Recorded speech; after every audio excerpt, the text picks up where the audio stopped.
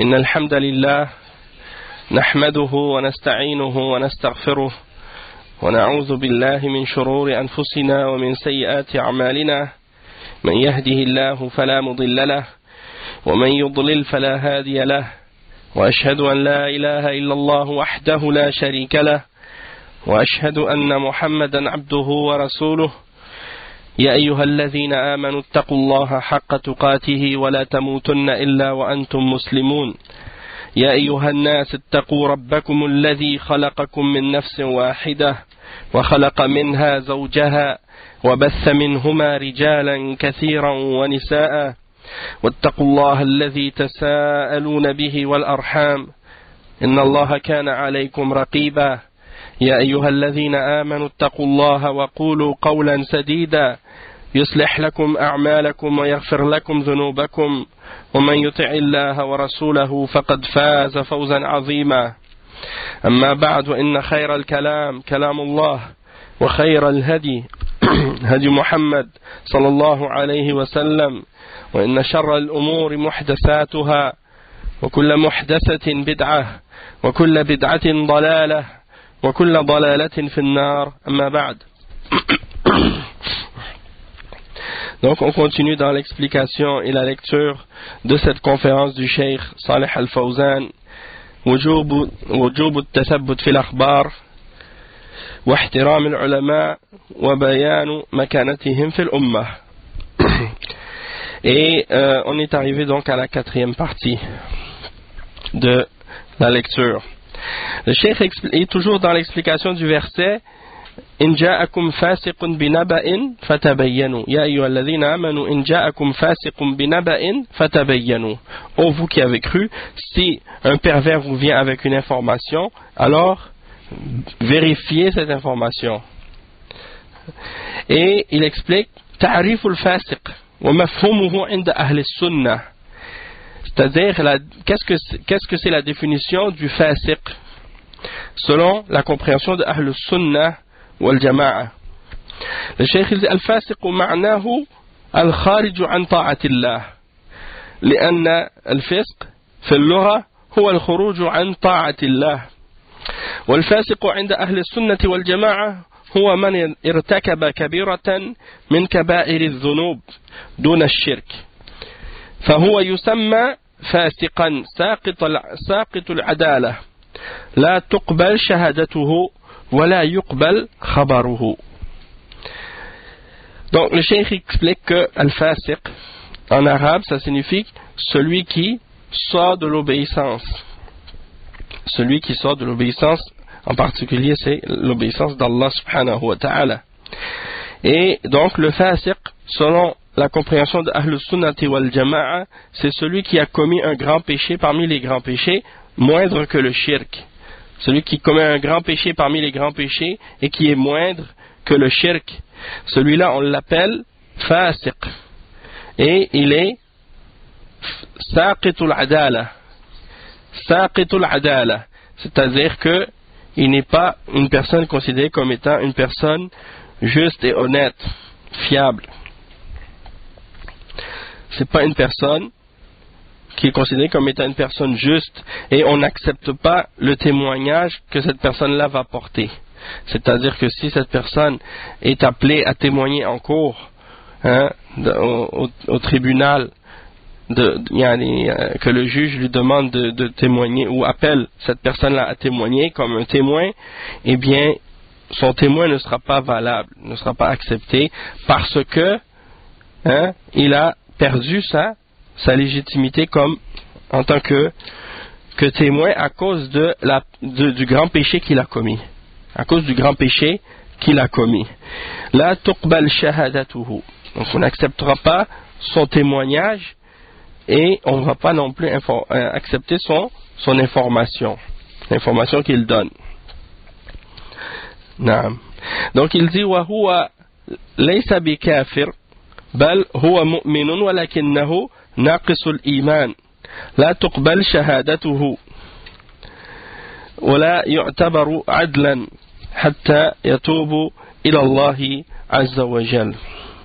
Le cheikh il dit وهو ليس بكافر بل هو مؤمن ولكنه ناقص الإيمان لا تقبل شهادته ولا يعتبر عدلا حتى يتوب إلى الله عز وجل مما ارتكب ثم تعود إليه العدالة كما قال سبحانه وتعالى والذين يرمون المحصنات ثم لم يأتوا بأربعة شهداء فاجلدوهم 80 جلدة ولا تقبلوا لهم شهادة أبدا وأولئك هم الفاسقون إلا الذين تابوا من بعد ذلك وأصلحوا فإن الله غفور رحيم. Donc le cheikh il dit que le fasiq, il n'est pas kafir, il n'a pas quitté la foi, il n'a pas quitté l'islam, il est toujours croyant.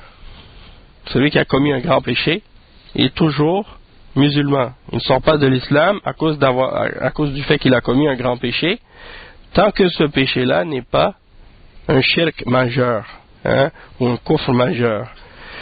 Donc, il est toujours musulman et, par contre, il a une foi qui est faible. Sa foi, elle est diminuée à cause de ce grand péché-là. Et son témoignage ne sera pas pris en considération parce qu'il n'est pas une personne reconnue comme étant une personne juste. Jusqu'à ce qu'il se repente à Allah subhanahu wa ta'ala de ce qu'il a commis comme péché. Alors, du moment qu'il s'est repenti à Allah subhanahu wa ta'ala, eh bien là, le fait qu'il soit juste ou honnête, eh bien cette caractéristique-là lui est redonnée par la suite parce qu'il s'est repenti à Allah subhanahu wa ta'ala. Donc si quelqu'un par exemple il est connu comme étant quelqu'un qui commet le zina, eh bien c'est quelqu'un qui est toujours musulman, sa foi par contre il a une foi faible. Et puis on va dire de lui qu'il est un zani, quelqu'un qui commet le zina. Donc c'est un fasiq celui-là. Et son témoignage ne sera pas accepté s'il va être appelé à témoigner en cours dans un tribunal islamique. Toutefois, s'il s'est repenti à Allah d'une repentance sincère et qu'il s'est réformé, qu'il a cessé de commettre le zina, qu'il est devenu un bon pratiquant, un bon musulman par la suite, eh bien là, il redevient quelqu'un de fiable et d'honnête, quelqu'un qu'on peut considéré comme étant quelqu'un qui a le droit de témoigner, par exemple, dans des situations comme ça. Parce que parfois, les gens ont tendance à penser que si quelqu'un a commis un grand péché ou qu'il a été fasiq à un moment de sa vie et qu'il s'est repenti, eh bien, il y en a qui continuent à lui parler de ce péché-là, même après qu'il se soit repenti, et à lui rappeler de ce genre de choses-là, alors que il s'est repenti. Et ça, c'est incorrect. Du moins que la personne est revenue à la droiture et à la pratique correcte de l'islam et qu'il s'est repenti de ce péché-là, donc on oublie qu'est-ce qu'il a fait, dans le sens qu'on ne va pas le considérer comme étant toute sa vie un fasiq parce qu'il a été à un moment donné. Ça c'est mentionné comme c'est clarifié dans le verset que le cheikh il mentionne, le verset 4 et 5 dans Surat An-Nur. Allah subhanahu wa ta'ala il dit dans ce verset-là que ceux qui accusent les femmes chastes d'avoir commis une turpitude ou un péché comme le zina ou autre, et qu'ils n'ont pas produit 4 témoins, alors Allah subhanahu wa ta'ala il ordonne de les flageller, de les fouetter de 80 coups de fouet. 80 coups de fouet, pourquoi? Parce qu'ils ont accusé une femme chaste d'avoir commis le zina, sans avoir produit de témoins. Et ensuite, Allah subhanahu wa ta'ala dit et n'acceptez pas par la suite leurs témoignages. Ceux-là sont les pervers, ceux-là sont les fasiqoun. Donc, ça nous montre la gravité du fait d'accuser quelqu'un de quelque chose sans preuve. Et en particulier le zina. Une femme chaste, tu l'accuses de zina. Ça c'est grave. Et la personne qui propage ces rumeurs-là ou ces paroles-là à propos d'une femme, et l'accuse de zina, alors que c'est une femme chaste, eh bien, une fois que cette rumeur-là commence à se propager dans la société, qu'est-ce qui arrive?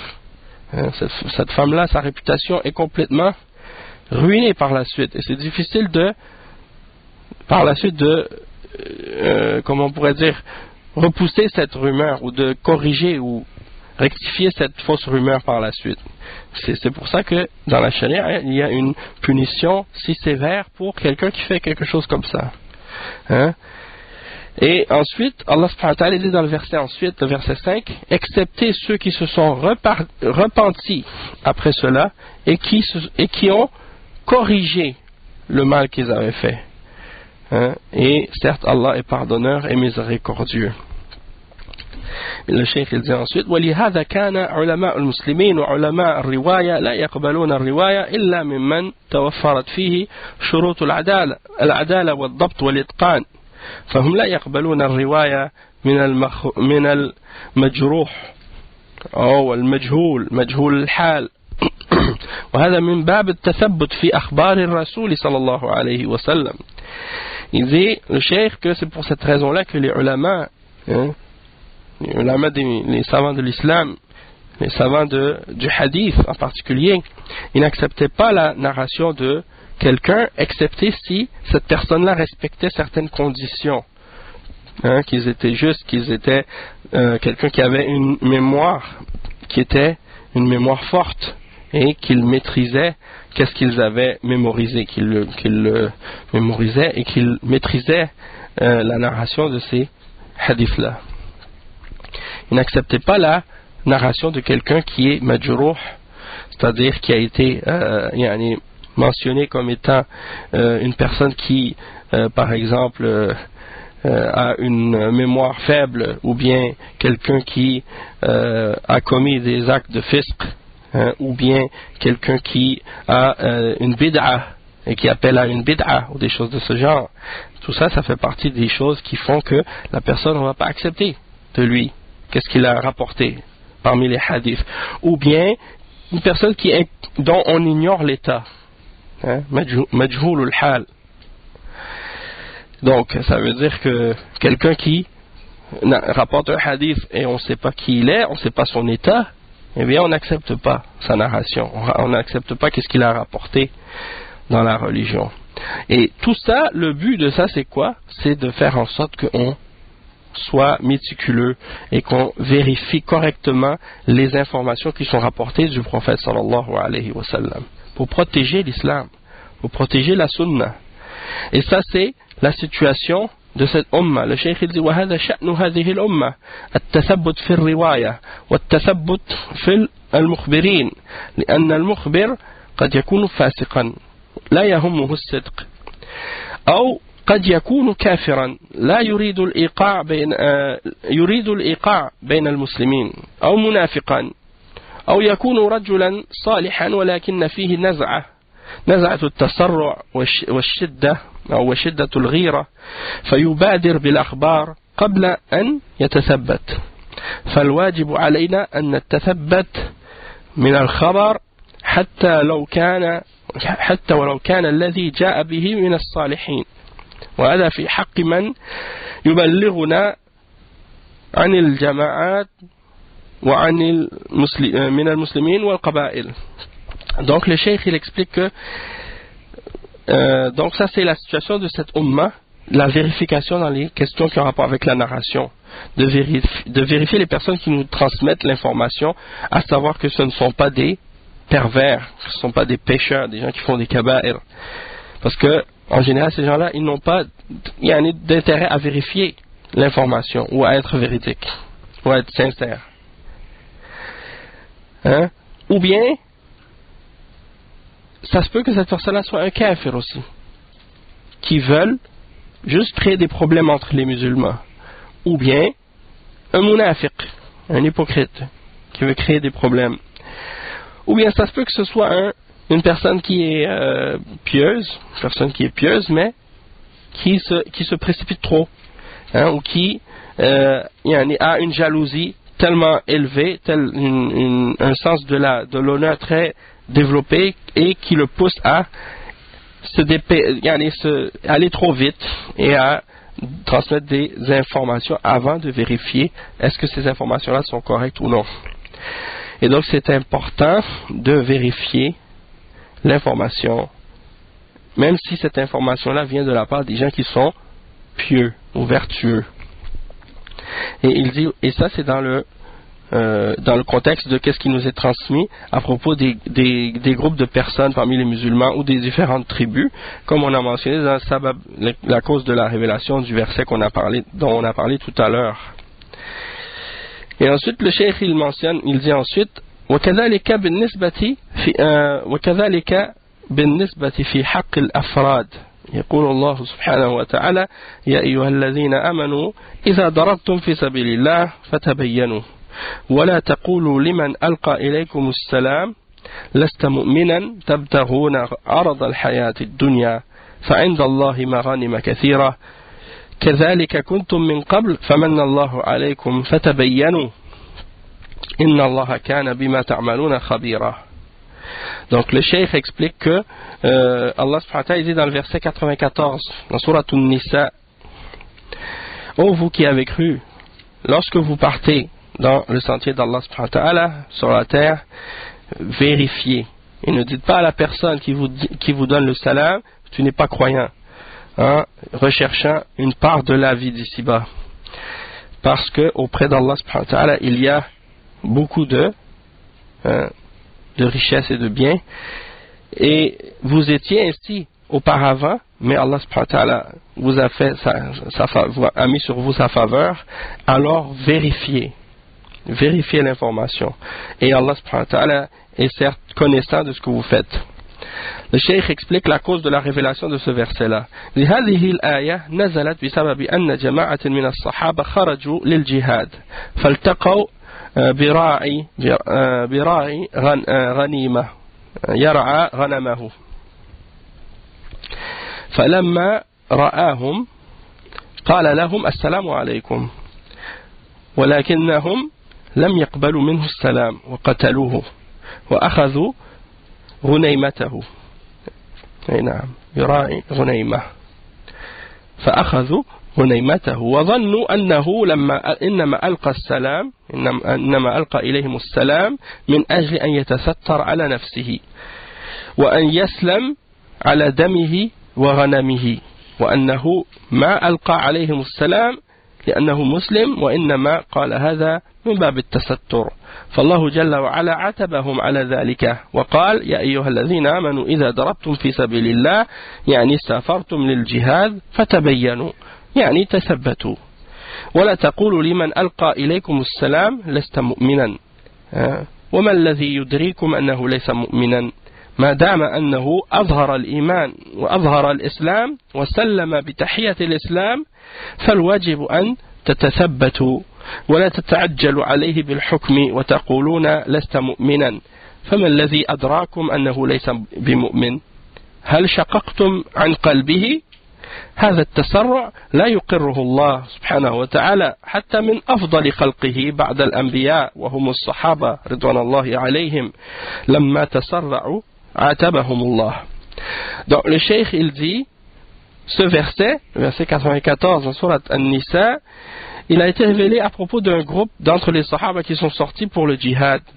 Et lorsqu'ils ont rencontré un homme qui faisait paître ses moutons, lorsque ce berger les a vus, il leur a dit Assalamu alaikum. Mais eux, ils n'ont pas accepté de sa part ce salam. Et ils l'ont tué. Et ils ont pris ses moutons. Et ils ont cru que cette personne avait uniquement donné le salam dans le but de se préserver lui-même, et de se cacher.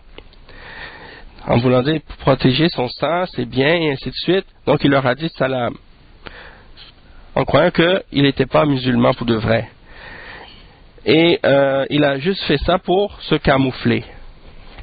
Et cette histoire, ça ressemble à l'histoire de qu'est-ce qui est arrivé à un des sahaba lorsqu'il était dans le combat, et puis que un des mushrikines a dit Ashhadu an la ilaha illallah, je témoigne que rien ne mérite d'être adoré excepté Allah. Puis ce sahabi il a frappé de son épée puis il l'a tué, malgré que la personne avait fait le shahada. Et lorsque le prophète a appris ça, il était en colère et il a blâmé le sahabi qui avait fait cette chose là. Donc c'est quelque chose dans le même sens, c'est proche de ce sens-là. Le cheikh, il explique le verset, il mentionne que Allah subhanahu wa ta'ala a blâmé les sahaba qui ont fait cette chose-là. Et il a dit, ô vous qui avez cru, lorsque vous partez dans le sentier d'Allah, c'est-à-dire vous voyagez pour faire le djihad, eh bien vérifiez, vérifiez. Et ne dites pas à la personne qui vous donne le salam, tu n'es pas croyant. Cheikh il dit, qu'est-ce qui vous a dit, qu'est-ce qui vous dit que cette personne n'est pas croyante? Du moment que la personne a montré dans les signes apparents qu'il fait partie des musulmans, il vous a salué avec le salut de l'islam, alors il est obligatoire pour vous, par la suite, de vérifier la situation et de ne pas vous précipiter à juger. Et de dire, par exemple, il n'est pas croyant. Comment avez-vous su qu'il n'était pas croyant? Est-ce que vous avez ouvert son cœur pour vérifier? Donc, le fait de se précipiter de cette façon, ça c'est quelque chose que Allah subhanahu wa ta'ala n'a pas accepté, n'a pas approuvé. Et même si c'était de la part des meilleures créatures après les prophètes d'Allah, c'est-à-dire les sahaba, que Allah soit satisfait d'eux. Lorsqu'ils se sont précipités, Allah subhanahu wa ta'ala les a blâmés. Le cheikh il dit ensuite هذه قاعدة لهذه الأمة إلى أن تقوم الساعة أنهم لا يتسرعون في الأمور والأحكام ولا يحكمون على الإنسان أنه ليس بمسلم إذا أظهر الإسلام من الذي يدري الله هو الذي يعلم أما نحن فليس لنا إلا الظاهر فمن أظهر لنا الخير تقبلناه منه ومن نكل باطن أمره ونكل باطن أمره إلى الله عز وجل ولهذا يقول صلى الله عليه وسلم أمرت أن أقاتل الناس حتى يقولوا لا إله إلا الله فإذا فعلوها عصموا مني دماءهم وأموالهم إلا بحقها وحسابهم على الله.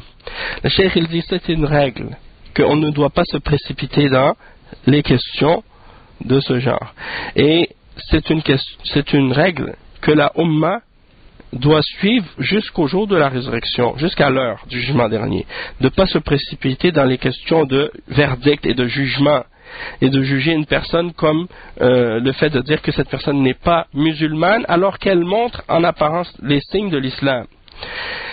Qui nous dit donc que cette personne-là n'est pas musulmane alors qu'elle nous montre qu'elle est musulmane? Allah subhanahu wa ta'ala, c'est lui qui connaît la réalité à ce sujet-là, mais nous, on n'a rien d'autre que qu'est-ce qui est apparent. C'est-à-dire qu'on doit se baser sur qu'est-ce qui est apparent. C'est tout. La réalité de ce qui est dans le cœur des personnes, on ne le sait pas. Et c'est pour ça qu'on ne peut pas savoir qui est un munafiq et qui est un musulman. Parce que, en apparence, il nous montre qu'il est musulman. Et nous, on le considère comme étant un musulman du moment qu'il ne montre pas son kufr. Et il dit donc, quiconque nous montre le bien, on l'accepte de sa part.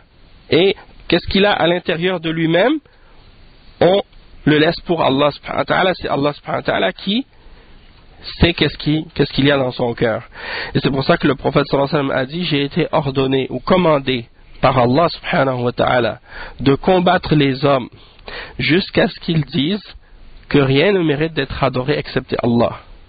Lorsqu'ils ont dit que rien ne mérite d'être adoré excepté Allah, ils seront protégés dans leurs biens et dans leur sang contre moi, excepté pour un des droits de la ilaha illallah, comme la zakat, la salat, et les choses de ce genre, et leur jugement sera à Allah subhanahu wa ta'ala.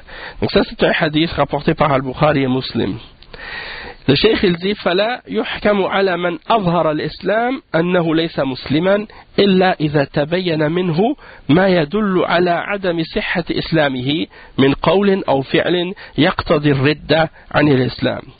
وقيل إن هذه الآية نزلت في شأن أسامة بن زيد رضي الله عنه وعن أبيه وذلك أن أسامة طلب رجلا من الكفار ليقتله فلما أدركه قال الكافر أشهد أن لا إله إلا الله ولكن أسامة رضي الله عنه تسرع فقتله. بعدما قال لا إله إلا الله. فلما علم النبي صلى الله عليه وسلم بذلك أنكر عليه وشدد الإنكار وقال له أتقتله بعدما قال لا إله إلا الله وما زال يكررها. فقال يا رسول الله إنما قالها يتستر بها أو يتقي بها السيف. فقال له الرسول صلى الله عليه وسلم هل شققت عن قلبه؟ فما زال يكررها ويقول أقتلته بعدما قال لا إله إلا الله؟ وماذا تفعل بلا إله إلا الله إذا جاءت يوم القيامة؟ فعند ذلك ندم أسامة ندما شديدا وقال تمنيت أني لم أكن أسلمت قبل ذلك اليوم. Donc le cheikh il explique que on doit juger par qu'est-ce qui est apparent. On ne peut pas juger de la personne qui montre qu'il est musulman, d'une personne qui montre qu'elle est musulmane, on ne peut pas juger ou dire qu'elle n'est pas musulmane, excepté si on voit de façon claire quelque chose qui montre que son islam n'est pas correct.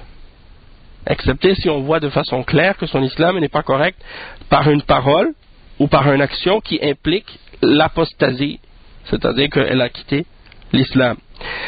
Et certains ont mentionné que ce verset, il est révélé au sujet de Usama ibn Zayd radiyallahu anhu et qu'Allah wa radiya an abihi, qu'Allah soit satisfait de lui et de son père.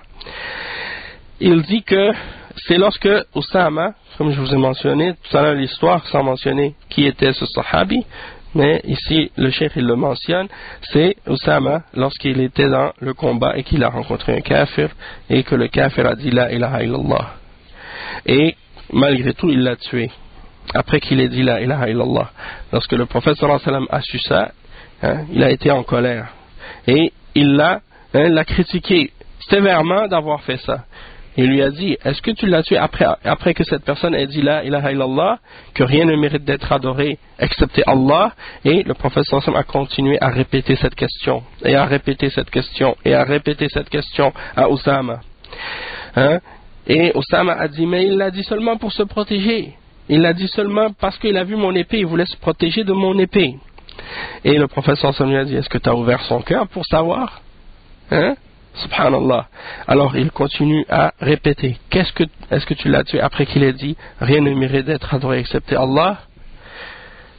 Et il lui dit aussi, qu'est-ce que tu vas faire au jour de la résurrection avec la ilaha illallah, lorsque la ilaha illallah va venir? Qu'est-ce que tu vas faire avec ça? Et donc à ce moment-là Usama a eu un grand remords et il a dit, j'aurais souhaité ce jour-là que je n'avais pas accepté l'islam avant ça. C'est-à-dire qu'il avait souhaité que c'était à ce moment-là qu'il a accepté l'islam seulement. Pour faire en sorte que, comme c'est pour dire qu'il n'aurait pas commis cet acte-là dans l'islam. Il n'aurait jamais fait cette action-là. C'est dans ce sens-là. Donc le cheikh dit, وَهَذَا دَرْسٌ عَظِيمٌ لِلْأُمَّةِ بأنهم لا يتسرعون في الأمور حتى يتثبتوا وحتى يتبين لهم الحق. Donc ça c'est des questions qui ont rapport à des jugements et des verdicts, et il est interdit à la Ummah dans ces questions-là de se précipiter et de faire des verdicts ou de juger les gens jusqu'à ce qu'ils aient vérifié les choses comme il faut et qu'ils aient clarifié la vérité à ce sujet-là.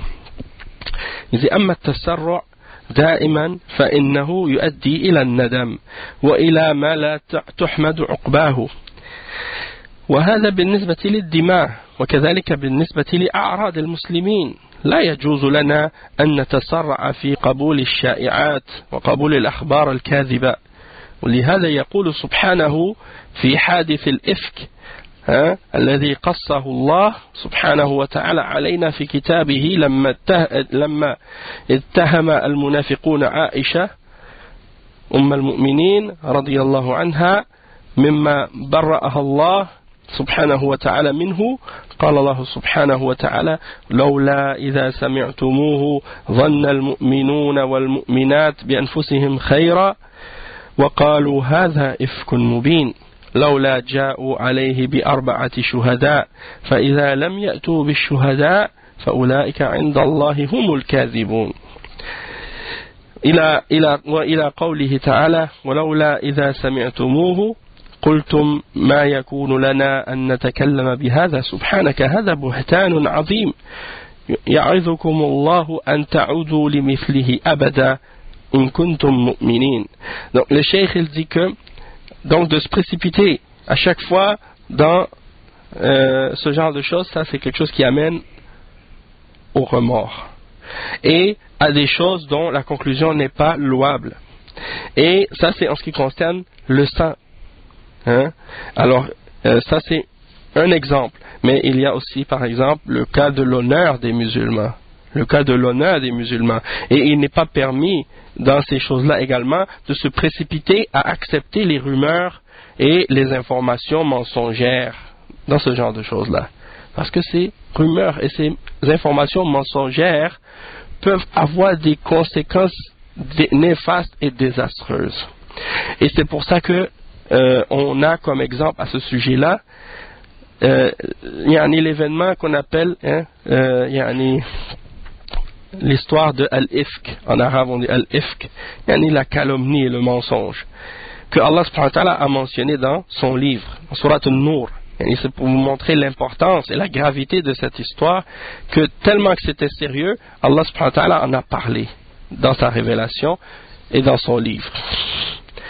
Et c'est lorsque les munafiqoun ont accusé Aïcha al-Mu'minin radiyallahu anha de ce dont Allah l'a innocenté.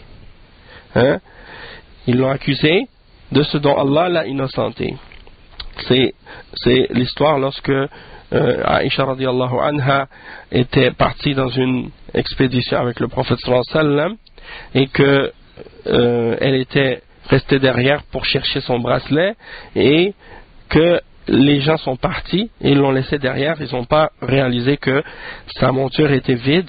Alors par la suite il y a un sahabi qui restait derrière pour suivre le campement, vérifier sur le campement pour voir si rien n'était resté, et il a trouvé Aïcha radiallahu anha endormie par terre, et donc il l'a pris avec elle et il l'a ramené avec le reste de la caravane.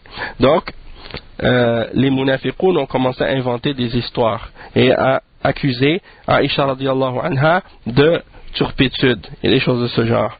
Alors Allah subhanahu wa ta'ala a répondu à ces accusations-là au sujet de la mère des croyants dans les versets 12 et 13 dans Surat An-Nur et les versets 16 et 17, et il y en a dans plusieurs versets dans le début de Surat An-Nur, la lumière. Et par exemple Allah subhanahu wa ta'ala il dit: pourquoi lorsque vous aviez entendu cette information-là, les croyants et les croyantes n'ont-ils pas pensé du bien en eux-mêmes, et n'ont-ils pas dit ceci est un mensonge évident? Et ensuite il dit Lawla ja'u alayhi bi arba'ati shuhada, pourquoi ne sont-ils pas venus avec 4 témoins? Et du moment qu'ils ne viennent pas avec les témoins, alors ceux-là sont les menteurs auprès d'Allah. Et ensuite, plus loin dans cette sourate, le verset 16 et 17, Allah subhanahu wa ta'ala il dit: et pourquoi lorsque vous entendiez ces propos, ce mensonge, vous n'aviez pas dit il ne nous convient pas de parler ou de dire ce genre de paroles, et que gloire à toi, ou bien que tu sois purifié, ceci est une grande calomnie, une énorme calomnie. Et Allah subhanahu wa ta'ala vous exhorte de ne jamais retourner à rien de semblable, de ne jamais retourner à rien de semblable si vous êtes croyant. Donc Allah subhanahu wa ta'ala a blâmé ceux qui ont diffusé cette information-là et propagé cette information-là, et qui n'ont pas tout de suite rejeté au moment où ils l'ont entendu cette information-là, puisque c'est des gens qui parlent et ils accusent des gens comme ça sans avoir de preuves. Ils n'étaient pas là, ils n'ont rien vu, et ils ont imaginé des choses et ils ont propagé ça, parce que c'est des gens qui ont un cœur malade. Ce sont les hypocrites qui ont propagé ces choses-là. Et le but d'avoir propagé ce genre de mensonges-là, c'est de faire du tort au prophète Mohammed sallallahu alayhi wa sallam. Puisqu'ils savent très bien que s'ils sont capables d'accuser les femmes du prophète sallallahu alayhi wa sallam de faire des péchés et des turpitudes, eh bien ça revient à une attaque et une accusation contre le prophète sallallahu alayhi wa sallam lui-même. Le cheikh il dit al-aslu fil muslim al-adala wal-aslu fil muslim al-nazaha فلا نتسرع إذا رماه أحد بسوء أو بارتكاب الفاحشة لا نتسرع بقبول ذلك بل نتثبت غاية التثبت. Donc le cheikh il dit que l'origine ou la base pour le musulman c'est qu'il soit juste et honnête. Et la base chez le musulman c'est la propreté et le fait d'être éloigné des choses mauvaises. Et donc on ne doit pas se précipiter d'accuser quiconque de quelque chose de mauvais ou d'avoir commis une turpitude. Et on ne doit pas non plus se précipiter d'accepter ça de la part de quelqu'un. Il faut vérifier à l'extrême pour être certain que cette information-là est correcte et vraie. Et au sujet de cette information, au sujet de ce point-là par rapport à l'adala, le fait que le musulman à la base il est honnête, il faut clarifier aussi à propos de cette parole-là, parce qu'il y a des ulama, comme Cheikh al-Islam Ibn Taymiyyah et d'autres, qui ont clarifié que c'est pas vrai que la base pour le musulman c'est qu'il est honnête et juste ou fiable. Et il mentionne même que Allah subhanahu wa ta'ala il dit à propos de l'homme qu'il est ignorant et injuste. Innahu kana zaluman jahula. L'homme est ignorant et injuste. Ou injuste et ignorant. Donc, si on parle des sahaba, ça c'est la base. C'est clair que c'est des gens qui étaient honnêtes et qu'ils sont tous justes.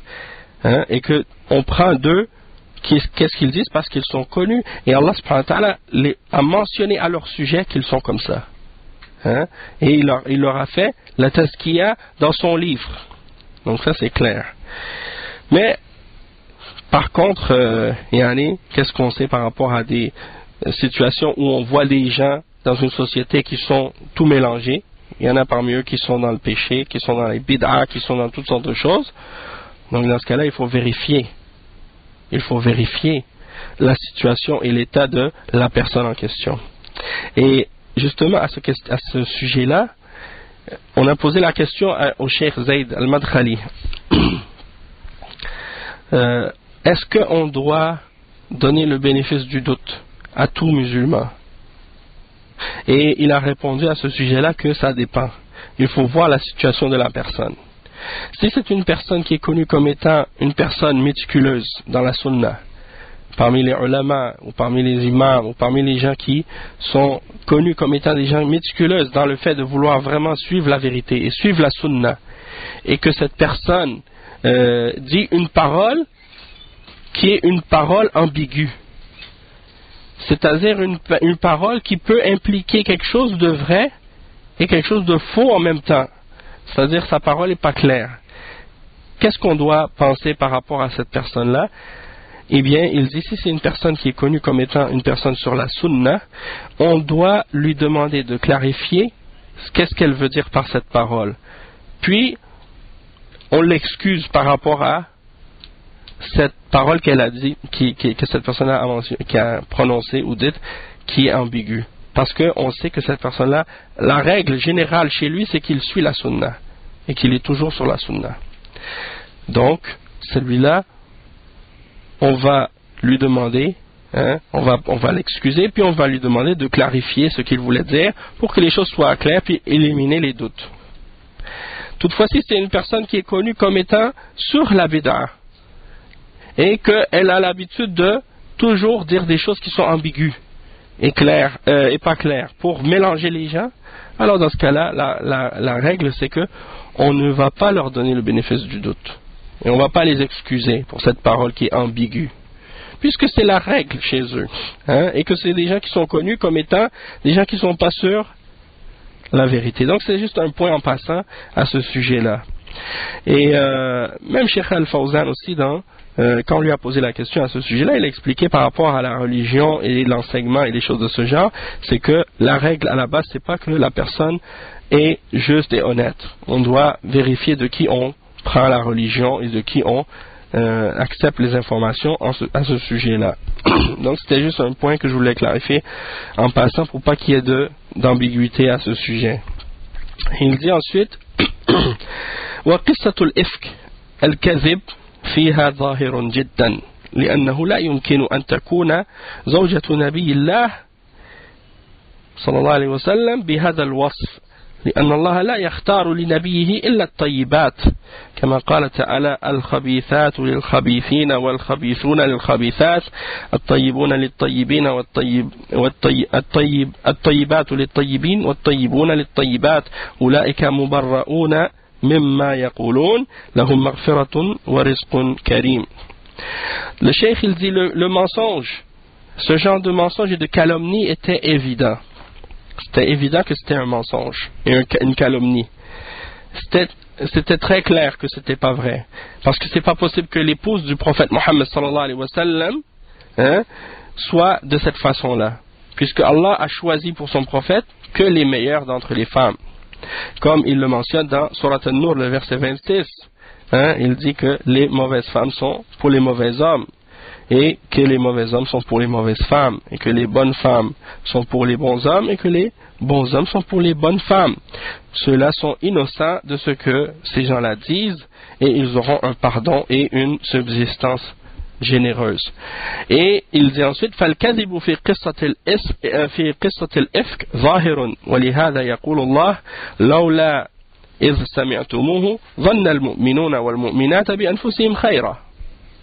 Les croyants et les croyantes, Allah dit, pourquoi lorsque les hommes et les femmes parmi les croyants et les croyantes n'ont-ils pas pensé du bien en eux-mêmes à propos de ces femmes et de cette femme et de qu'est-ce qui est arrivé, et de ce sahabi aussi.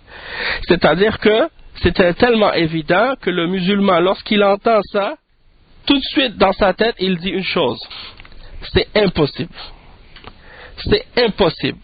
Parce qu'il sait que cette chose-là, c'est évident, que ça ne peut pas être vrai, et que ça peut seulement sortir d'un cœur qui est malade, personne qui est mauvaise, ou quelqu'un qui s'est laissé tromper et égaré dans cette question-là. Il dit قيل معناها أن نفوس المؤمنين كالنفس الواحدة إذا سمعت في أخيك شائعة فاعتبر هذا كأنه فيك أنت لأن المسلمين أمة واحدة وجسد واحد. Donc le cheikh il dit ici, certains ont dit que la signification de ce verset-là, c'est que les âmes des croyants sont comme une seule âme. Si quelqu'un entend, si tu entends à propos de ton frère une rumeur, considère-la comme si elle était à ton sujet à toi. Parce que les musulmans sont une seule ummah et comme un seul corps. Donc ça c'est un exemple. Il dit وكما في قوله ولا تقتلوا أنفسكم يعني لا يقتل بعضنا بعضا قال تعالى فسلموا على أنفسكم. Donc il donne des exemples avec d'autres versets. Allah subhanahu wa ta'ala dit par exemple ne vous tuez pas vous-même, c'est-à-dire ne vous tuez pas les uns les autres. Et dans un autre verset, alors passez le salam sur vous-même, en voulant dire les uns les autres. يعني يسلم بعضكم على بعض فاعتبر المؤمنين كالنفس الواحدة. Donc il a considéré les musulmans comme étant une seule personne. Tous les musulmans c'est comme une seule personne. Et c'est comme ça qu'on doit être. وقيل معناه والله أعلم إذا سمع المؤمنون أو إذا سمع المؤمن هذه الشائعة فليطبقها على نفسه هل يرضى لنفسه أن يقال فيها هذا وهل ترضى يعني يلطخ عرضك وأنت تتهم بالإفك وأنت لا ترضى هذا لنفسك فكيف ترضاه لغيرك من إخوانك المسلمين. هذا بالنسبة لأعراض المسلمين ويجب أن تصان وأن تصدق فيها وأن لا تصدق فيها الشائعات والأخبار من غير تثبت حتى لو ثبت أن مسلما صدرت منه جريمة أو وقع في جريمة فعلا فإنه يجب الستر عليه وعدم إشاعة ذلك بين الناس لأن المسلمين كالجسد الواحد فكيف والخبر كله كذب وكله بهتان. Donc le cheikh il dit donc que les musulmans sont comme un seul corps, ils doivent être comme une seule âme. D'autres ont mentionné que sa signification, il dit Allahu A'lam, Allah c'est mieux, que lorsque le musulman entend ce genre de rumeur, eh bien, il doit l'appliquer à lui-même, comme si c'était à lui que c'était lancé cette rumeur-là. Et il ne doit pas être satisfait donc, de cette rumeur-là, parce qu'il ne serait pas satisfait qu'on dise ça à son sujet. Et toi, est-ce que tu aimerais qu'on attaque ton honneur de cette façon-là? Donc si tu ne l'aimes pas pour toi-même, alors tu ne dois pas être satisfait de ce genre de choses-là pour les autres parmi les musulmans. Et ça c'est par rapport à l'honneur des musulmans. Il faut la préserver. Et on ne doit pas croire les rumeurs et les choses de ce genre qui sont propagées et les informations qui sont propagées de cette façon par rapport à un musulman. Et même si un crime a réellement été commis par un musulman dans ces questions-là qui ont rapport à l'honneur et que c'est réellement quelque chose que cette personne-là avait commis, il serait obligatoire de couvrir cette personne,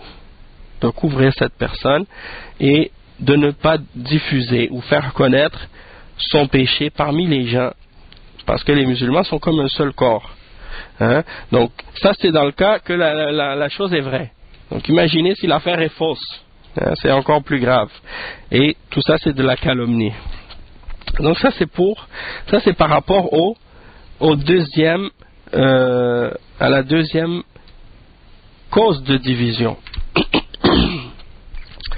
Maintenant on va parler de la troisième cause parmi les causes de division, et ça c'est quelque chose qui a rapport avec qu'est-ce qu'on peut constater ou voir partout, soit dans les pays non musulmans et dans les pays musulmans aussi. Le cheikh il dit ثالثا تنقص المسلم الذي هو دون الإفك لا يجوز. Il dit تنقص المسلم وسوء الظن, donc de rabaisser le musulman et d'avoir des mauvaises pensées sur le musulman. Il dit ça c'est pas permis. Allah subhanahu wa ta'ala dit, le cheikh il mentionne ce verset-là, il dit قال الله تعالى يا أيها الذين آمنوا لا يسخر قوم من قوم عسى أن يكونوا خيرا منهم ولا نساء من نساء عسى أن يكن خيرا منهن ولا تلمزوا أنفسكم ولا تنابزوا بالألقاب بئس اسم الفسوق بعد الإيمان ومن لم يتب فأولئك هم الظالمون يا أيها الذين آمنوا اجتنبوا كثيرا من الظن إن بعض الظن إثم ولا تجسسوا ولا يغتب بعضكم بعضا أن يحب أحدكم أن يأكل لحم أخيه ميتا فكرهتموه واتقوا الله إن الله تواب رحيم. هذا كله نهي عن تنقص المسلمين وعن استماع من يتنقصهم بالغيبة أو النميمة أو غير ذلك, ولهذا حرم الله جل وعلا الغيبة فقال سبحانه ولا يغتب بعضكم بعضا. Le cheikh il mentionne ce verset dans Surat Al-Hujurat, le verset 11 et 12, et ça c'est quelque chose qui est très important, et que c'est quelque chose que le musulman doit faire attention entre les musulmans, et en particulier entre les salafis, les musulmans qui suivent la voie des salafs et qui font des efforts pour s'accrocher à la sunna, parce que ça peut être la cause de beaucoup de divisions entre eux. Le cheikh il dit il n'est pas permis de penser du mal de son frère, il n'est pas permis de penser du mal de son frère musulman. Allah subhanahu wa ta'ala il dit ô vous qui avez cru, ne vous moquez pas d'un peuple ou d'un groupe, qu'un groupe d'entre vous ou qu'une partie d'entre vous ne se moque pas d'un autre, peut-être qu'ils sont meilleurs qu'eux, et que des femmes ne se moquent pas d'autres femmes, peut-être qu'elles sont meilleures qu'elles, et ne vous lancez pas des ne vous moquez pas les uns des autres, ne vous raillez pas les uns des autres, et ne vous lancez pas non plus des surnoms moqueurs ou des sobriquets pour vous dénigrer les uns les autres. Le pire des noms, c'est la perversité après la foi. Et il dit, celui qui ne se repent pas de ça, alors ceux-là sont les injustes. Ensuite il dit, ô vous qui avez cru, écartez-vous beaucoup de la suspicion, parce que certaines formes de suspicion sont un péché.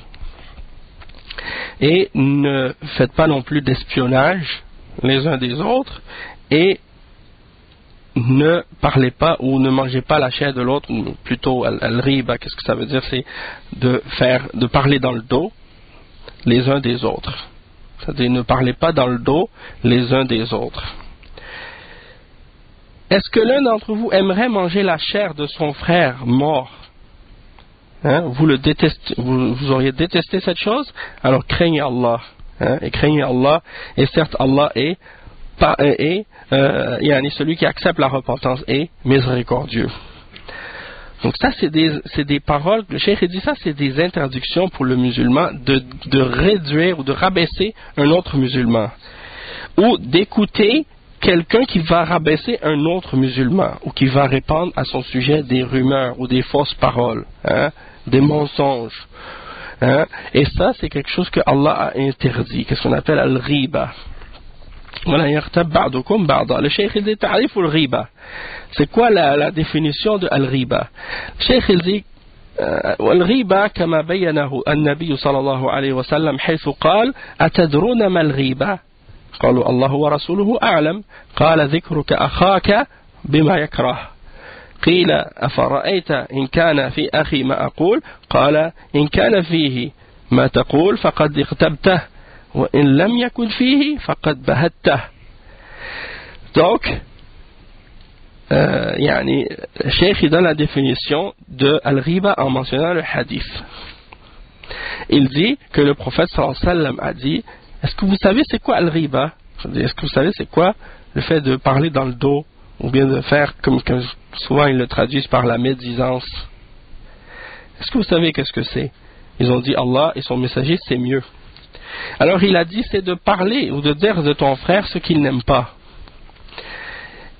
Alors les sahaba ont dit, et que dis-tu si je dis à propos de mon frère et que ce que je dis à son sujet c'est quelque chose qui est un fait, c'est la réalité, il a réellement ce que je dis à son sujet.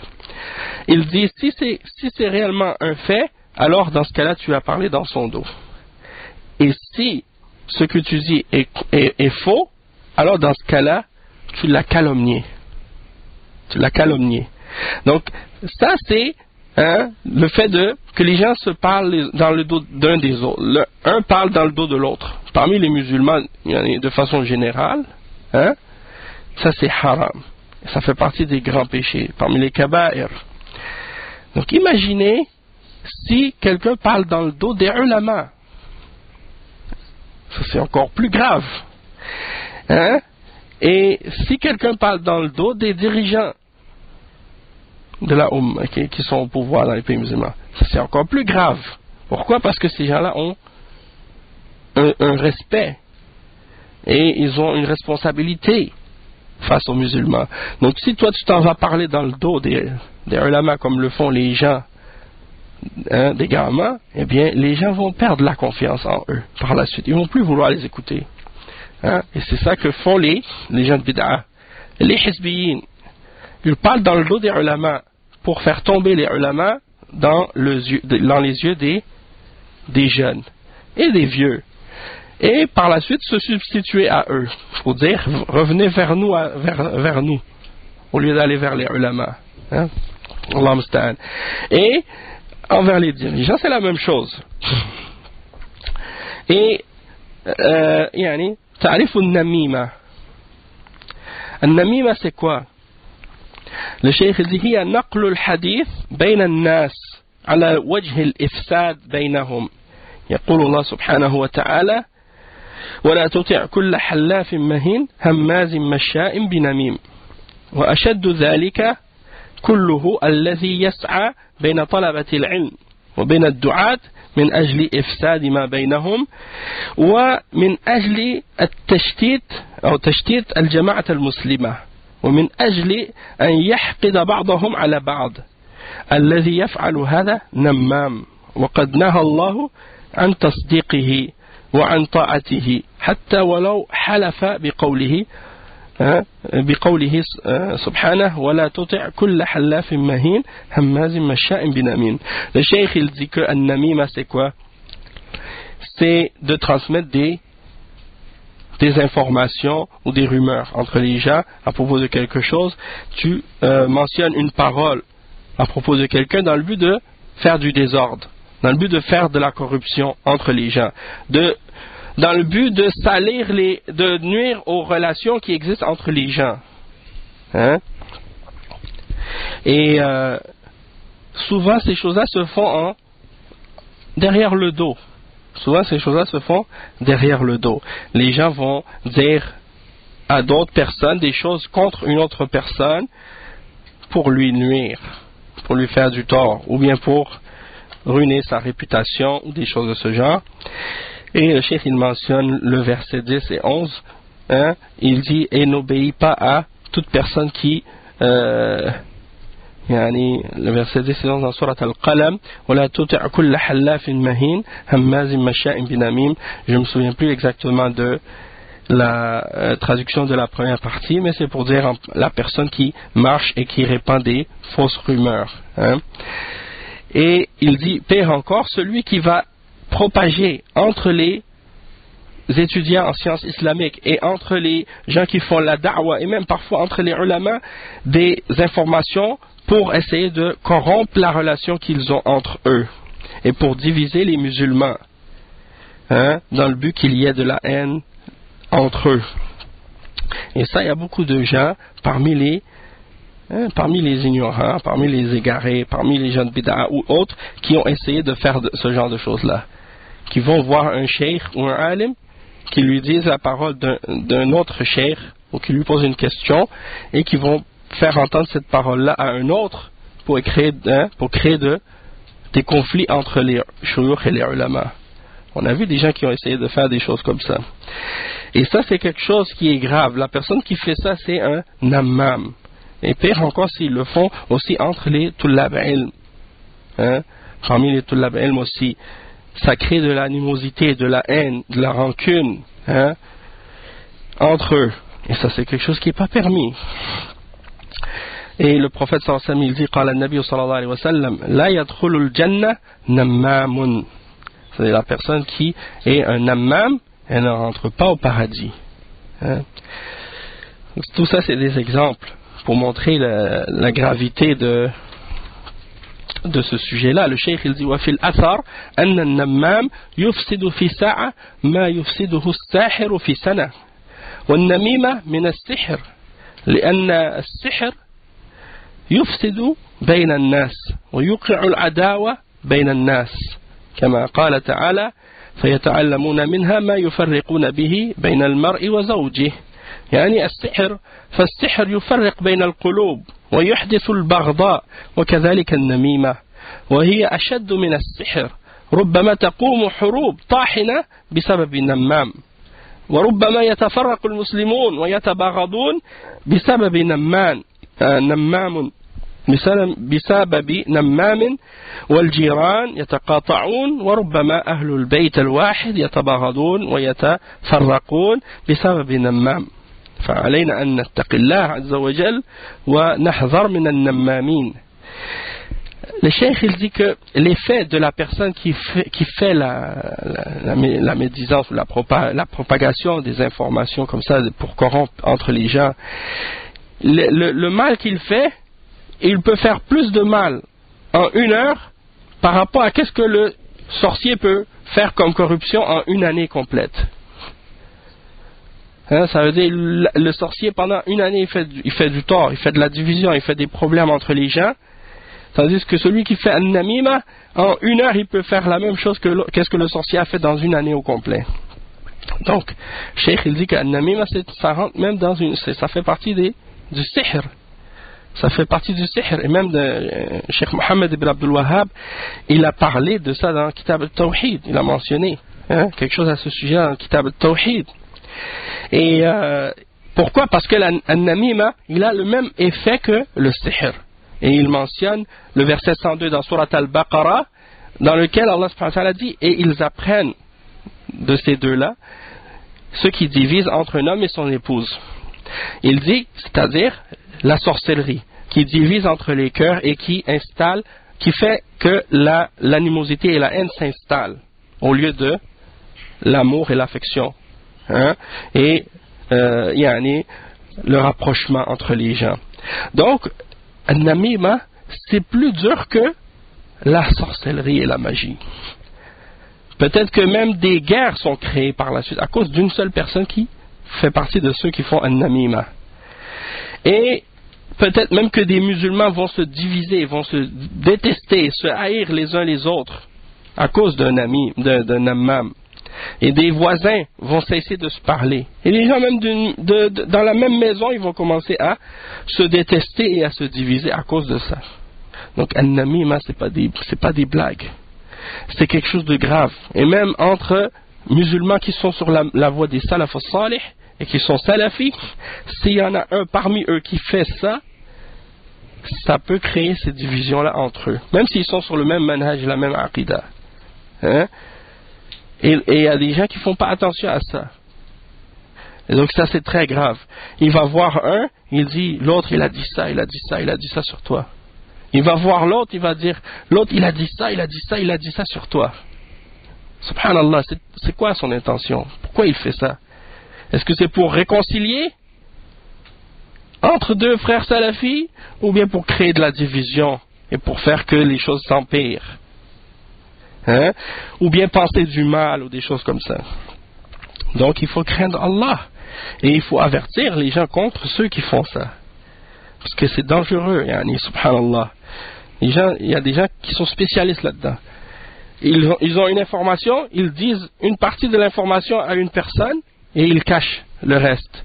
Et il va voir une autre personne, il lui dit l'autre partie de l'information, mais il cache la première partie. Et il dit à chaque personne une chose qui est différente de ce qu'il a dit à l'autre. Et donc les gens commencent à penser que cette personne-là, donc ils font confiance à cette personne, ils pensent que c'est une personne qui est véridique, qui est honnête, mais elle ne fait que déformer la réalité, ou elle ne dit pas nécessairement un mensonge, sauf qu'elle ne dit pas toute la vérité complète. Elle dit juste une partie de la vérité qui fait son affaire, pour justement arriver à obtenir qu'est-ce qu'elle veut de cette personne-là. Puis à l'autre personne, elle agit de la même manière, mais elle va dire quelque chose de différent, ou qui est une partie seulement de l'information. Donc le cheikh, il mentionne plein de hadiths à ce sujet-là. Puis il y a d'autres preuves à ce sujet-là. Il y en a parmi les textes du Coran et de la Sunna qui sont mentionnés dans le Coran à propos de ceux qui écoutent ceux qui propagent le namima aussi, ou bien qui propagent des fausses rumeurs ou des mensonges sur les gens. Des fois, tu peux voir que ces gens-là vont faire en sorte que des gens sont ruinés dans leur réputation. Puis le malheur à ce sujet-là, c'est que la personne ne saura jamais pourquoi. Parce que ce n'est pas des choses qui sont dites ouvertement. Si quelqu'un se fait accuser de quelque chose publiquement, ouvertement, et qu'on dit à son sujet, lui, il a fait ça, il a dit ça, ou il a fait des choses comme ça, la personne, elle peut se défendre. La personne, elle peut affirmer ou nier qu'est-ce qui est dit et clarifier la situation. Mais si des gens commencent à circuler des informations en secret qui sont fausses à son sujet, puis commencent à dire des choses derrière son dos, et que la personne, elle ne sait même pas qu'est-ce qui est dit à son sujet, elle ne peut même pas se défendre. Elle ne peut même pas clarifier la réalité à ce sujet-là. Et subhanallah, par exemple, il y a un verset, le verset 47 dans Surat At-Tawbah, Allah subhanahu wa ta'ala, il dit لو خرجوا فيكم ما زادوكم إلا خبالا ولا أوضعوا خلالكم يبغونكم الفتنة وفيكم سماعون لهم والله عليم بالظالمين. Allah subhanahu wa ta'ala dit, et s'ils étaient sortis parmi vous, ils n'auraient fait que vous augmenter en trouble, et il n'aurait fait que créer de la dissension entre vous, et il ne recherche que la discorde. Hein? Il ne recherche que créer la discorde entre vous, et parmi vous, il y en a qui les écoutent. Parmi vous, il y en a qui leur prêtent l'oreille. Hein? وَفِيكُمْ سَمَّعُونَ لَهُمْ. Il y en a qui font ça parmi les musulmans, et il y en a parfois qui écoutent les gens qui ne sont pas musulmans. Hein? Comme Allah subhanahu wa ta'ala dit dans Surat Al-Ma'idah, سَمَّعُونَ لِلْكَاذِبِ سَمَّعُونَ لِقَوْمٍ آخَرِينَ. Ils écoutent le mensonge, c'est-à-dire ils croient en qu'est-ce que ces gens-là disent comme mensonge, et ils écoutent même qu'est-ce que disent les gens qui sont de notre peuple, c'est-à-dire les juifs. Qu'est-ce qu'ils entendent de la part des koufars, qu'est-ce que les koufars disent à propos de quelque chose, ils vont les croire. Ils vont croire en qu'est-ce qu'ils disent sans même vérifier. Hein?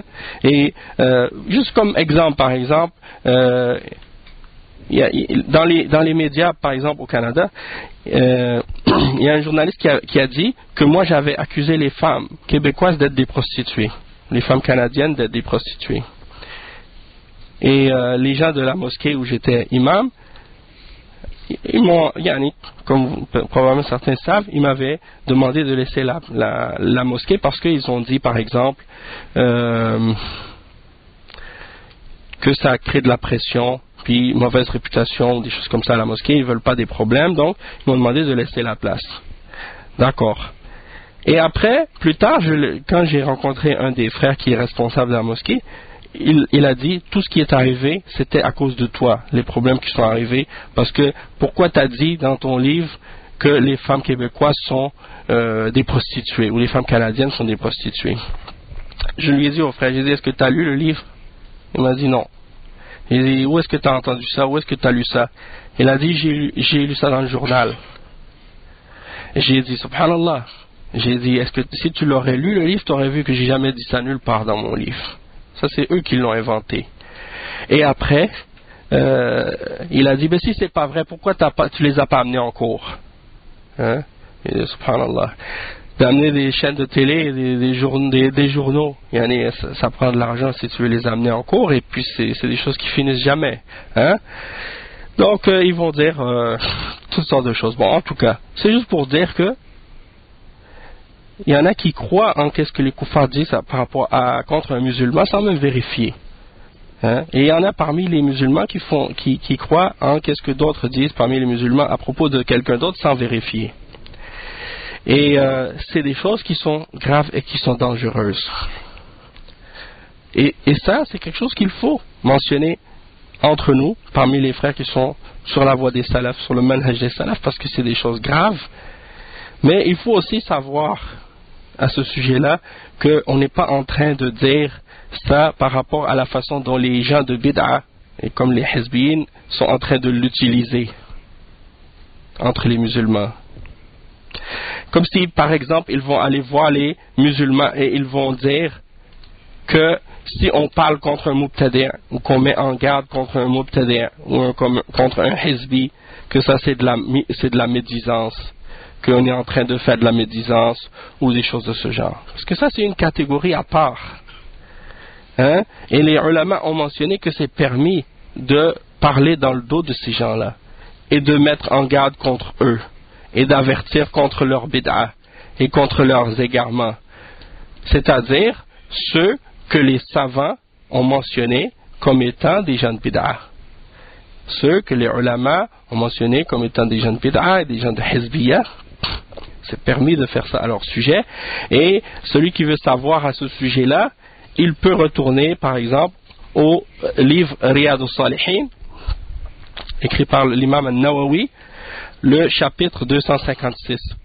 Et le titre de ce chapitre c'est quoi?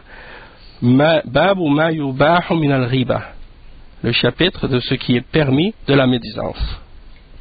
Donc il faut savoir qu'il y a des catégories de ce genre de choses-là, de riba, qui sont permises. Et parmi les exemples qu'il mentionne, il y a le fait de mettre en garde contre un innovateur,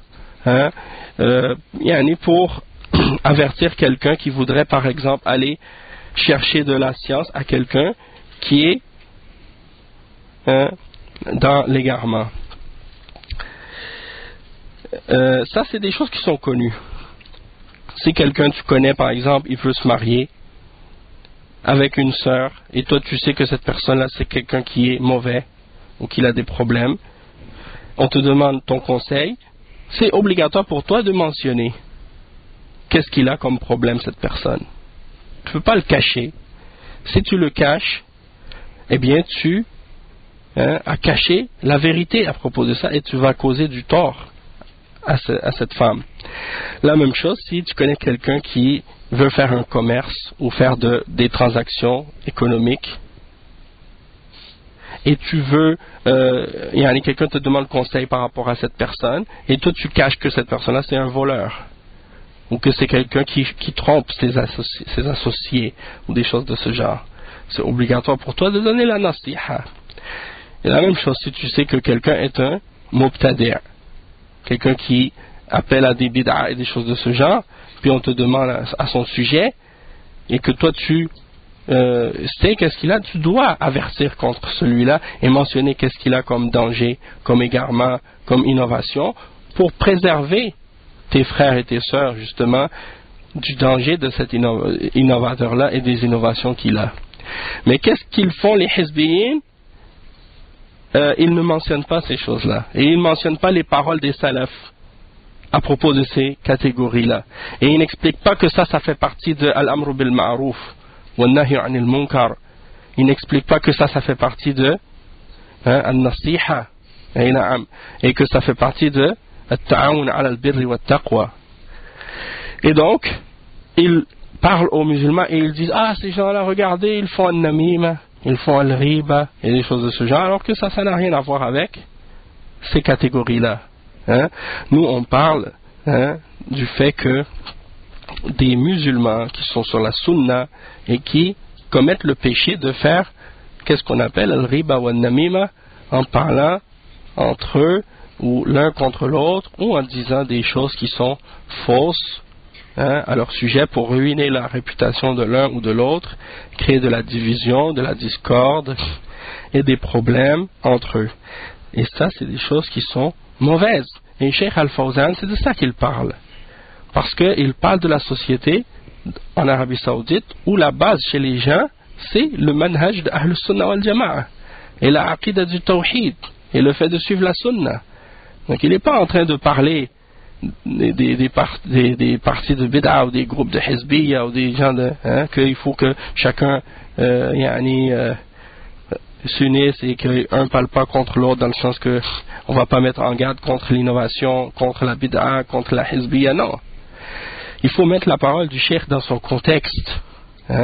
Et en fait, en général, quand c'est des questions qui ont rapport avec le manhaj et la aqida, ceux qui font la division et qui créent les désordres, c'est les hizbiyin. Et c'est eux qui font le plus de namima et qui font le plus de riba entre les musulmans. Surtout au sujet des ulama, au sujet des tullab ilm, au sujet des salafiyin. Et il y en a des musulmans parmi Ahl Sunnah qui sont salafis, qui ne sont pas des gens de bid'a, ou qui ne sont pas des gens de hizbiyya, mais qui sont parmi des gens qui ont des faiblesses dans la foi. Parfois. Et ces gens-là, ils rentrent dans la catégorie parfois de ceux qui font at-takhzil. C'est-à-dire que lorsqu'il y a une situation d'épreuve, parmi les musulmans ou parmi les salafiyin, et que c'est le moment de prendre une défense pour la sunna et pour la salafiyya, parce qu'on est en train d'attaquer la sunna, attaquer la salafiyya, eux, eh bien, ils disent: écoutez, cette fitna est trop pour nous, ou cette situation est trop dure pour nous, on ne peut plus vous supporter, on ne peut plus vous défendre, et ils nous abandonnent. Ça, c'est l'exemple de qu'est-ce que le professeur dit dans le hadith. Là, il y a le groupe, le hadith du groupe sauvé. Il dit: لا تزال طائفة من أمتي ظاهرين على الحق لا يضرهم من خذلهم ولا من خالفهم. Donc, par rapport au groupe sauvé, il y a ces deux groupes-là, ces deux attitudes qu'on retrouve. Ceux qui les abandonnent lors des moments d'épreuve et de difficultés, et qui veulent juste être avec eux quand tout va bien, ceux-là, c'est ceux qui font at-takhzil, qui abandonnent les croyants dans les moments de difficulté alors que c'est le temps de défendre la sunna. Et l'autre groupe, c'est ceux qui font, qui opposent, yukhalifoun al-haq. Donc ceux-là, c'est ceux qui opposent les gens de la sunna. Et ces deux groupes-là, le prophète sallallahu alayhi wa sallam dit à leur sujet, ils ne vont pas faire de tort à ce groupe-là. Et ce groupe-là va rester victorieux jusqu'au jour de l'heure. Donc souvent on voit ce genre d'attitude-là de la part de cette catégorie de gens qui sont des salafis, mais qui ont cette caractéristique-là qu'ils ne sont pas capables de faire face à des situations difficiles. Et que quand les choses commencent à être dures, ils se retirent, ou ils t'abandonnent. Alors qu'ils devraient être là en train de te supporter et de te défendre dans cette difficulté, dans cette situation difficile. Donc ça, c'est des exemples. Ensuite, le cheikh, il rentre dans d'autres questions et il parle de al-hajr, le fait de boycotter des musulmans, et dans quel cas c'est permis, dans quel cas c'est pas permis, et les catégories de hajr et ainsi de suite. Sauf qu'on n'a pas le temps de rentrer dans le détail de ce qu'il dit ici à ce sujet-là, parce que le temps de la conférence est terminé.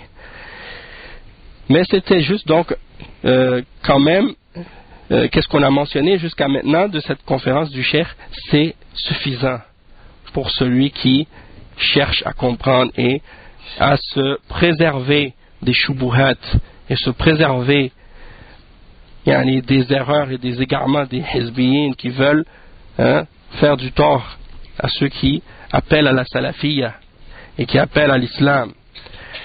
Toute personne qui est sincère et qui cherche réellement la vérité et qui veut vraiment connaître la voie qu'il doit suivre, il doit se rappeler de ça. Et surtout pour les musulmans qui sont ici en Belgique, en particulier, un point que je voudrais noter, c'est que cette société-là ici, d'après ce que j'ai observé, ça ressemble beaucoup à ce qu'on retrouve à Montréal. Dans le sens qu'à Montréal, on voit ça aussi. C'est un pays qui est, d'une certaine façon, plus ouvert sur certains points que qu'est-ce qu'on retrouve en France. Dans le sens qu'il donne la permission ils vont donner la permission aux musulmans d'ouvrir des mosquées plus facilement que dans d'autres pays, comme en France par exemple, c'est beaucoup plus difficile. Et au Canada, c'est la même chose. Et qu'est-ce qui arrive, c'est que on va retrouver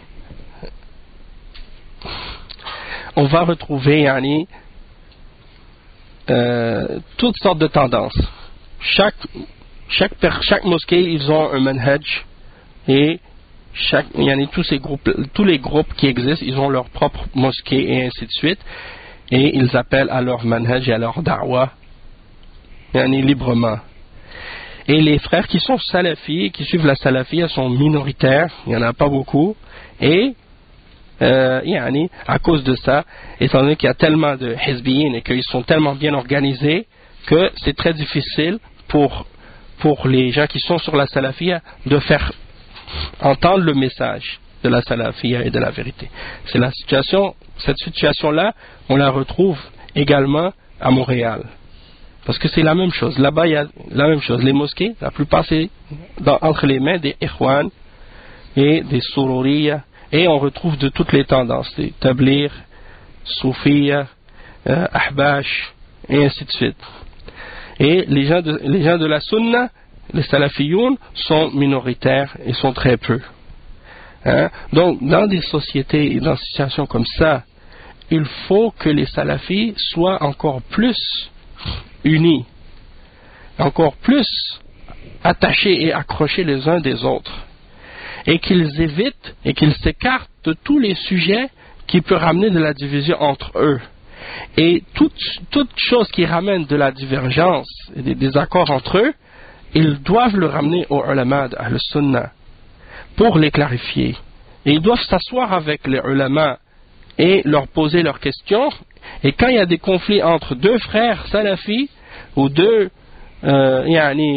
disons, centres salafis ou des choses comme ça, ou des individus, ou que ce soit des groupes parmi les frères qui ont des responsabilités parmi les salafiyyin et qu'ils ne sont pas d'accord à propos de certaines questions, qu'ils retournent aux ulama pour avoir le verdict et pour trouver la réponse à leur conflit, et ne pas laisser les choses traîner pendant des années ou pendant des mois ou pendant des années jusqu'à ce que la relation qu'ils ont entre eux commence à s'envenimer et que par la suite ils ont de la difficulté à revenir ensemble par la suite.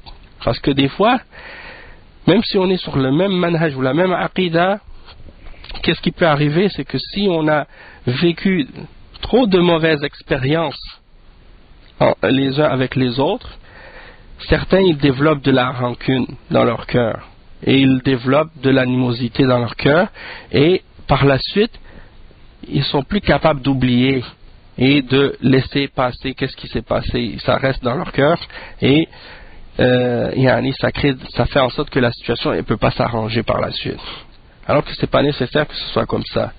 Et si vous regardez par exemple d'autres endroits dans les pays non musulmans où il y a des groupes ou des associations de frères salafis qui sont plus unis, qui ont plus disons de force et qui ont plus de poids dans leur da'wah, vous allez remarquer comme par exemple à Birmingham, les frères en Angleterre, ils ont des problèmes, tout le monde a des problèmes, mais ils retournent aux ulama et ils s'assoient avec eux et ils leur demandent de clarifier les questions. Et s'ils ont un problème à propos de quelqu'un, un individu, soit un da'iya ou un cheikh ou quoi, et ils ne sont pas d'accord à son sujet, ils retournent aux ulama. S'il y a quelqu'un parmi eux, que ce soit un talib ilm ou quelqu'un qui se présente, qui veut par exemple prêcher ou enseigner ou des choses comme ça, et qu'eux ils ne sont pas d'accord sur lui, ils retournent aux ulama. Ils disent, est-ce que lui, est-ce qu'on peut le prendre comme professeur? Est-ce qu'on peut prendre de lui? Est-ce que on peut collaborer avec lui ou avec eux, ou ainsi de suite? Et il doit y avoir ces relations et cette relation et cette attitude entre les frères salafis de s'aimer les uns les autres dans la vérité, de s'entraider les uns les autres dans la vérité, de collaborer les uns les autres dans la vérité. Il y a beaucoup de frères qui m'ont dit que certaines personnes, quand ils veulent faire des activités, par exemple pour aider la salafia ou faire venir des mashayikh ou faire venir des tulab ilm pour organiser des cours et des choses de ce genre, que il y en a pas beaucoup qui aident financièrement. Il y en a pas beaucoup qui, wa alaykoum salam wa rahmatullah, pour différentes raisons. Bien, sachez que la da'wa salafia, elle pourra jamais se propager si les frères ils vont pas dépenser. Même à l'époque du prophète sallallahu alayhi wa sallam, les sahaba ils ont dépensé fi sabilillah. Abu Bakr il a donné toute sa richesse pour la cause d'Allah. Omar ibn al-Khattab radiyallahu anhu, il a donné la moitié de ce qu'il avait pour la cause d'Allah. Donc il faut qu'il y ait de l'argent. La da'wa ça peut pas fonctionner sans l'argent. Et ça, les frères de l'Angleterre, les frères des États-Unis, les frères du Canada, à Toronto par exemple, ils ont tous compris ça. Et on voit le résultat de ça. C'est-à-dire, premièrement, comme je vous ai dit, et ça c'est avec ça que je vais terminer, al-ilm, al-ilm, al-ilm. La science, la science, la science. Il faut que des frères partent étudier. Si vous êtes accepté, vous rentrez dans les conditions pour être accepté dans une université islamique en Arabie Saoudite et que vous êtes capable d'y aller, allez-y. Si vous n'êtes pas capable d'y aller, il y a des endroits en Égypte où vous pouvez aller pour apprendre l'arabe. Vous partez là-bas, vous étudiez l'arabe le temps que vous êtes capable, et après, si vous êtes capable par la suite d'aller au Yémen, il y a plusieurs centres qui sont tenus par les ulama là-bas, et vous pouvez étudier l'islam avec eux. Et ils ne vous demandent même pas d'argent. Rien. Et juste avant de venir, il y a un frère que j'ai rencontré. Et mashallah, c'est le frère Shakir. C'est un Canadien d'origine. c'est-à-dire il est converti. Il est converti en 1994. Et après cette convertie, il est parti en Égypte, il a étudié l'arabe, et après il est allé au Yémen, il est resté 15 ans. Il a étudié à l'époque de Cheikh Muqbil, il est resté à Damas pendant 10 ans, et après il est maintenant à Shihr, avec le Cheikh Abdullah Al-Mar'i. Il a étudié là-bas pendant 5 ans. Et depuis que je suis converti à l'islam, je peux dire que j'ai jamais rencontré un frère converti qui a autant de haine que lui. Hein? Et il sort les hadiths d'Al-Bukhari, hein, comme si c'est Al-Fatiha. Et comme s'il l'a mémorisé. Dans le Nahu, dans la grammaire arabe, dans le hadith, dans le fiqh, dans le tafsir. Masha'Allah, quand j'étais assis avec le frère à Montréal, parce qu'il est venu visiter ses parents pour quelque temps, et juste les quelques jours que j'ai profité à m'asseoir avec lui, il n'y a pas une minute que j'ai passé assis avec ce frère, excepté que c'était des minutes remplies de choses bénéfiques, et beaucoup de baraka dans le temps avec le frère. Chaque fois, on discute sur une question. Il me dit, c'est quoi les arabes de la ilaha illallah? C'est quoi, c'est qui a rapporté tel hadith? C'est quoi le nom de ce narrateur? C'est tout le temps en train de discuter dans l'ilm et des questions de ce genre. Et le frère, il nous a expliqué comment il a été au Yémen pour étudier tout ça, et les parcours qu'il a fait, puis il encourageait les frères à partir. Et moi, je vous dis, les frères, perdez pas votre temps. Franchement, c'est important que vous ayez du ilm. La da'wa salafiyya, elle est établie sur le ilm.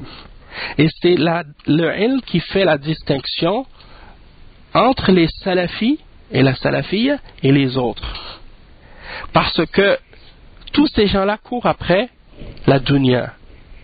Les hizbiyin et les gens de bid'a en général, ils courent que après la dunya. Mais Ahl Sunnah, les salafiyoun, ils courent après le ilm. Donc, faites des efforts pour étudier. Vous voyez ici, par exemple, en Belgique, ceux qui sont responsables et qui ont des positions sont des hizbiyin en général. Alors, que si parmi vous il y avait des tulab ilm qui sont forts et bien établis dans la science, les gens seraient obligés de revenir vers vous et ils verraient l'ignorance de ces gens-là tout de suite, et il n'y aurait pas tous ces conflits et ces désaccords entre vous à propos de n'importe qui. Lorsque quelqu'un de nouveau arrive, vous vous divisez en deux groupes à cause de lui. Ça, c'est des choses qui ne doivent pas se produire, hein, entre des frères qui sont sur ce manhaj et sur cette aqida et sur cette compréhension. Donc, que certains d'entre vous, si vous ne pouvez pas tous partir, au moins que certains d'entre vous partent avec l'intention de revenir pour enseigner aux autres et pour établir cette da'wa. Sans le ilm, vous n'allez jamais y arriver. C'est impossible. Il ne peut pas y avoir une da'wa salafiyya puis que les gens qui sont à la tête de cette da'wa, ils n'ont pas d'ilm. Hein? Donc ça, c'est très très important. Et donc moi, je vous donne ce conseil-là parce que vous savez la situation, qu'est-ce qui se passe ici en Belgique. Vous connaissez la réalité de qu'est-ce qui se passe ici en Belgique. Vous voulez que les choses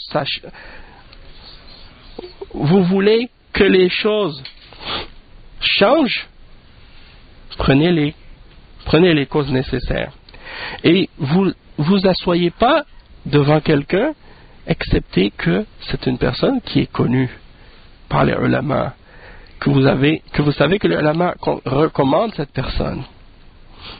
Pas juste comme ça, quelqu'un qui parle arabe ou qui connaît un peu l'arabe il sait parler dans les termes de la science, et puis automatiquement vous le prenez comme une référence et que vous asseyez avec lui et vous prenez de lui, et après vous allez vous diviser à propos de sa personne par la suite.